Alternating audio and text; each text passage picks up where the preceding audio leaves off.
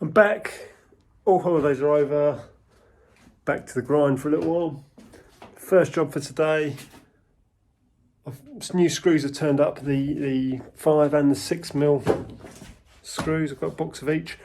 I think I'm going to try the 6s first, which does mean that all the holes in the woodwork are too small at the moment. So I'm going to unscrew this batten, even though it'll just pull off, but I need to get the raw plugs off. Open out the holes to 6mm and then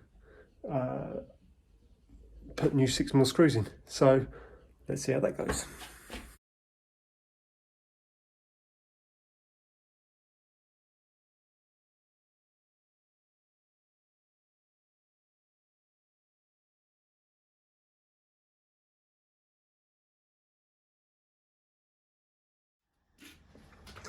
That is much better. That's not coming off the wall anytime soon. So I just need to go around, do the same to all the others, but I'll open them up as we go. It'd be a lot easier just open them out as we go, screw them to the wall. But next stage, I will take this plug socket off the wall because that's in just the wrong place for where we want this batten. I'll just hook it up out of the way for the moment. I bought some cable trunking. I'm going to surface mount it on the wood. So yeah, I just need to get that out of the way. I'll get this wall finished and I can put that socket back. Then I can do this wall with no trouble. And the next bit, it's only when I get over to that wall that I'll start getting sockets in the way again. So yeah, we'll get this end done first. So first things first, to take that socket off the wall, I will go to the fuse board and disconnect, isolate sockets. I would take the whole lot out, but I want the light really.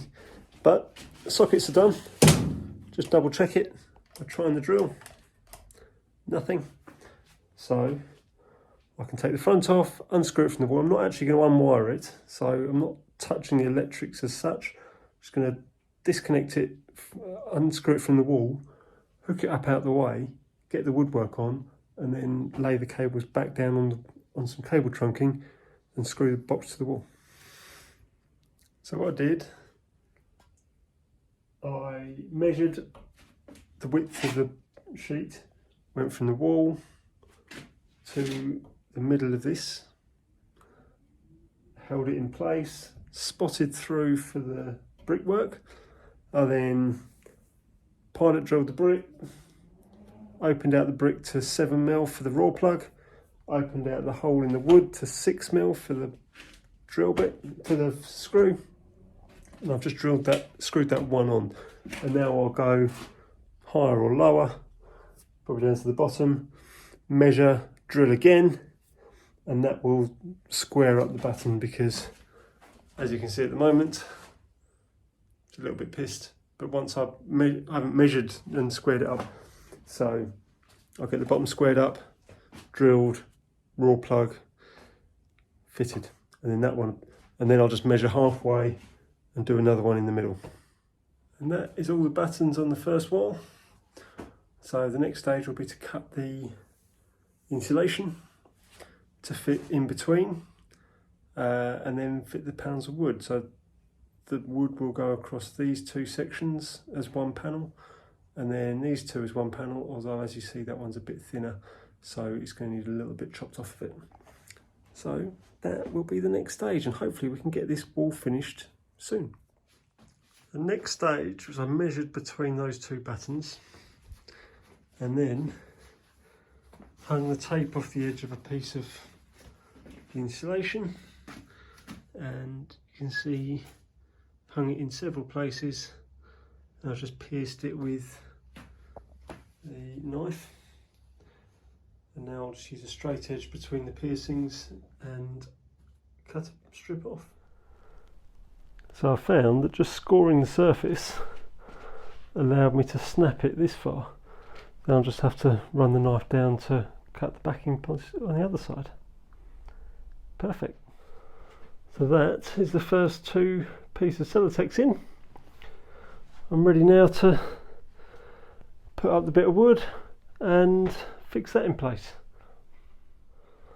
So I've wedged the wood in place, and if you cast your mind back, I'm now having the same issue that I had with the batten. It's wedged between the joists and the floor. So I could either take little knockings out around each one, or I'll measure quite accurately the height from the floor to the joist and just slice off the top of the piece of wood. In fact, I think that's the way I'll go.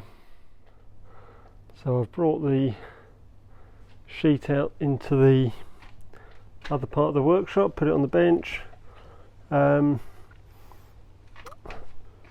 the length it needs to be. Don't know if you can see that. And then I've set up the saw to rip it to the right length. However, it is currently 10 to 10 at night, and I don't think I should be setting that up to cut with the neighbours around. This time of year their windows are open, so I should probably give it a rest until tomorrow. So see you in the morning, or afternoon when I get back from work at least. Right, I'm back outside. I've chopped the end off. I forgot to take a picture of that, but it's easy enough to understand. But now I'm into marking out for the holes to screw this sheet to the batten. The sheet's behind me, and I'll talk you through what I'm doing. So I decided on 5 screws along the length, and I've put a heavy mark at equal spacing along the length, and I put it on the board. So that's, and on this side, this is the side that's going to be that'll be the top, that'll be in the corner, so that's the full 2-inch piece. So I've got 1 inch away from the edge. That side is 1 inch. It's going to overlap, so it's only going to be ½ an inch away from the edge. So I've got all my markings down here. Done the same over that side, ½ inch from the edge. And then the middle batten, I put the centre of the batten 2 foot from the wall. So I put a little mark at 2 foot. I put a little mark at 2 foot. I stretched the tape between them, and I have just transferred the heavy marks from the tape measure onto them. And now I will just drill and countersink each of these, ready to screw it into the wall. And that is all the holes drilled and countersunk, ready to go onto the wall. Guess what's happening next? And 15 screws later, it is in the wall. Looks good, doesn't it? There we go. So just 1, 2, 3, 4, 5 more or less full height panels to go.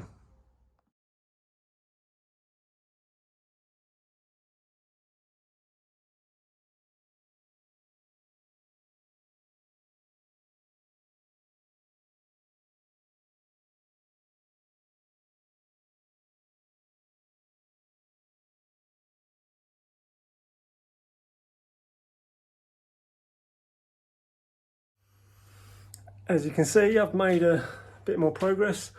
I've put that full sheet on the wall there. There'll be another full sheet going here, but just as a break from the woodwork, it's heavy work bringing them in. Bit awkward by myself, but hey. So I thought I'd put the sockets that I've taken off back on the wall. Power's disconnected at the moment. I isolated the light circuit when I did the light switch. I isolated the sockets to do the sockets. So this is going to go back on the wall at a nice height, and the height will be determined by the trunking. I've got some wood effect cable trunking which will go on the wall. And what I'll do is I'll put the cabling into the trunking, trunking touching the socket, and then screw the socket to the wall, then take the sticky back off of the trunking and put it up and try and keep it pretty straight. I'm going to go along the seam line there. I might even try and offset it ever so slightly so that I can use the line as a guide for the trunking. So let's see how that goes.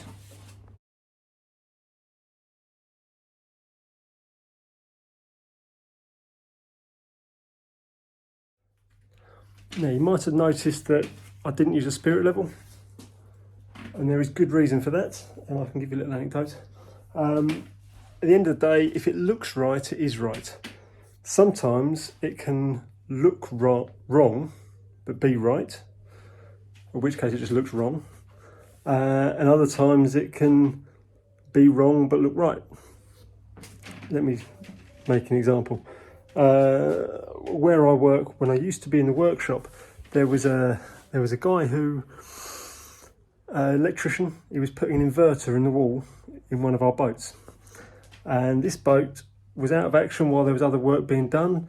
It was sitting on the beach up in London, and it's a flat bottom boat sitting on the beach while I think propeller work was probably being looked at, ropes being cleared or something like that.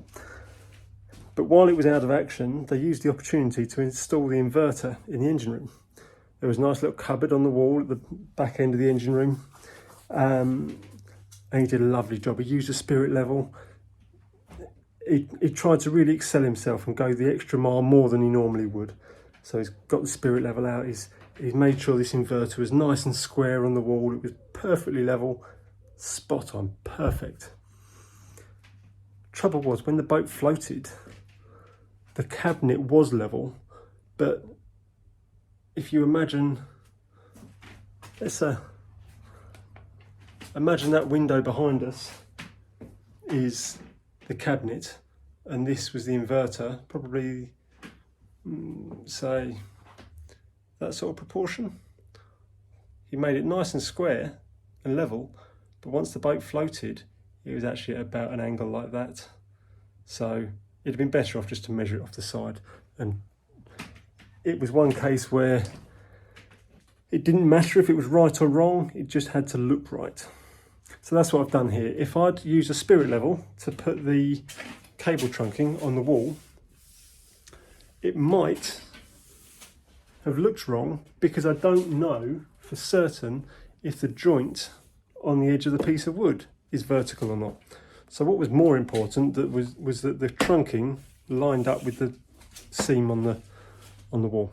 So there we go. Doesn't always have to be right, but it has to look right. And I think, as you can see, I've got the end wall done behind me. And this wall with two sockets on just inside the door, so I can get the power back on. I need to cut a piece for there. I need to cut a piece for there. Sorry. And that should be a full sheet again. Now, if I haven't lost you already, I'm after a bit of advice. So, my intention had been under the window and under the window, it's a little bit wider than the width of a sheet.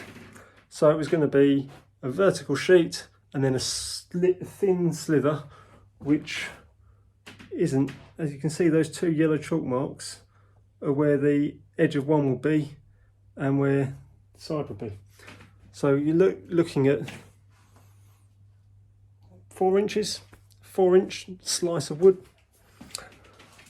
But my other option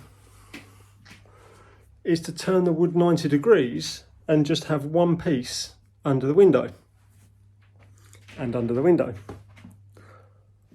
Perfect, one piece of wood, fit lovely, nice and easy. But which way do you think I should do it? I'm after a bit of advice because I don't know if the wood being the wrong way round is going to really bug me in the future because the grain will run the wrong way. What do you think? I can tell you that when I've done cab floors in the past, I've remade them because it was a 3-piece cab floor in my Enterprise, and made out of ply, thin ply, and I just cut it to suit, used a piece that would fit. And it turned out that one of the pieces of wood, the grain ran the opposite way to the other 2 pieces. That kind of thing really bugs me. And when you score planks onto the piece of wood, so it looks like a planked floor in the cab, if the cab runs the opposite way to, if the planks run the other way to the grain, that looks terrible in my eye.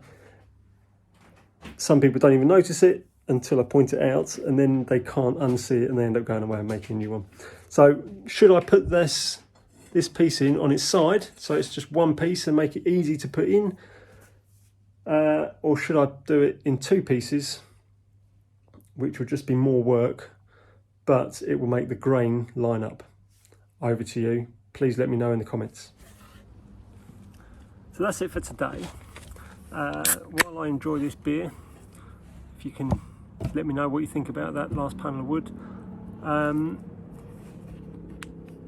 You don't want to see me do more of that wood. You've seen how I do it.